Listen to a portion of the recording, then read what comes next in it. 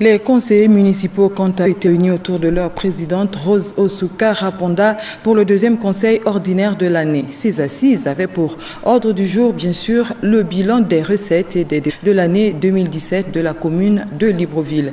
Yannick Menga et Médard Nguyen nous font le point. Suite l'OGEI municipal annuel, ce conseil municipal ordinaire était consacré à l'examen des comptes administratifs et de gestion de l'exercice 2017 de la commune de Libreville. À l'ordre du jour, le rappel des prévisions de recettes et de dépenses inscrites au budget 2017, le récapitulatif de tous les titres de recettes émis et dépenses mandatées, et la détermination du résultat de gestion obtenu par déduction des dépenses mandatées sur les titres de recettes émis.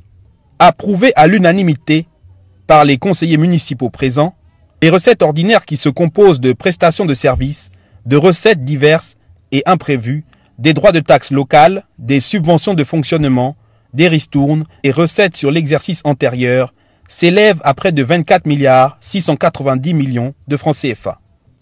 Les dépenses ordinaires qui se composent de dépenses courantes de fonctionnement, dépenses des personnels et élus, entretien et réparation du patrimoine, des frais financiers, des subventions aux associations communes, des dépenses de transfert actions sociales, des dépenses diverses et imprévues de la provision autofinancement et dépenses sur l'exercice antérieur s'élèvent à près de 18 800 millions de francs CFA.